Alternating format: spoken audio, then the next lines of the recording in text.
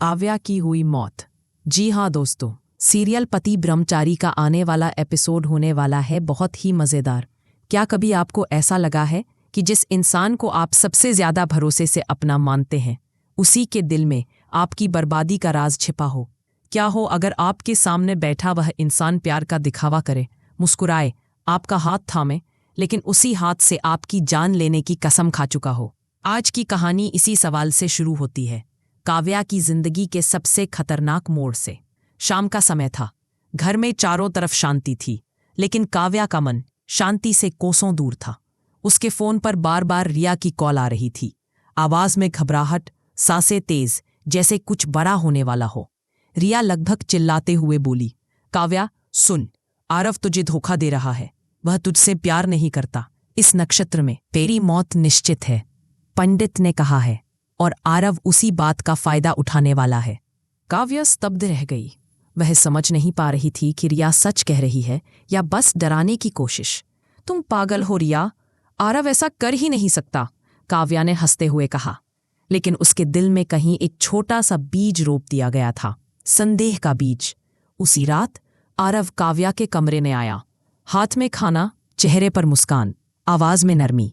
आज मैंने तुम्हारे लिए खाना खुद बनाया है, तुम बहुत थक जाती हो, मैं चाहता हूं तुम आराम करो। काव्या पहली बार उसके चेहरे को ध्यान से देख रही थी।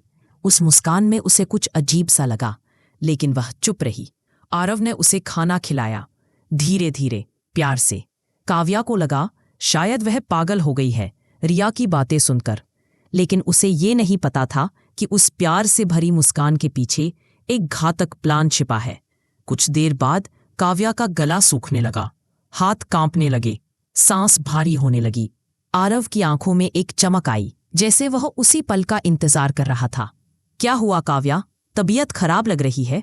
लेकिन उसकी आवाज में चिंता नहीं, संतोष था। काव्या जमीन पर गिर गई, सांसों की रफ्तार धीमी, धुंधली नजरें, और कुछ ही सेकंड में काव्या का शरीर बिल्कुल शांत हो गया। आरव के चेहरे पर एक ठंडी मुस्कान फैल गई। जो कहा था वह हो गया। वह धीमे से बोला, आज वही रात थी जिस रात पंडित ने कहा था कि इस नक्षत्र में काव्या की मृत्यु निश्चित है। आरव को उसी की प्रतीक्षा थी। वह जानता था कि इस दिन हुई मौत को लोग संयोग समझेंगे, हत्या नहीं। इसलिए उसने मौका नहीं छोड़ा।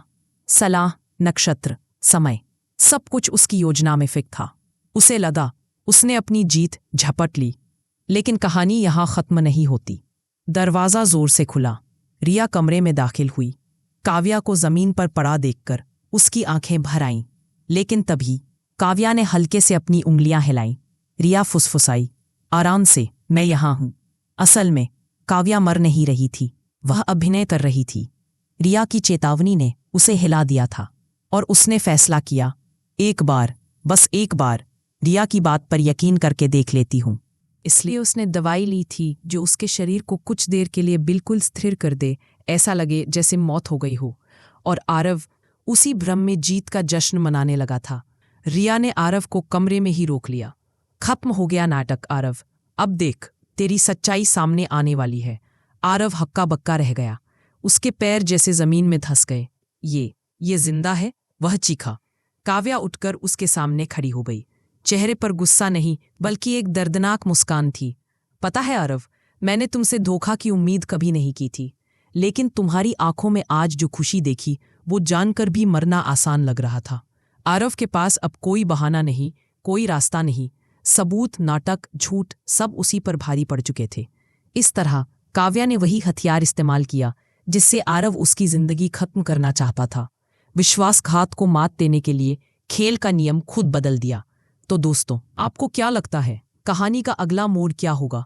क्या काव्या आरव को कानून के हवाले करेगी, या फिर उसकी असली सजा अभी बाकी है? और हाँ, आपको सूरज और रिया की जोड़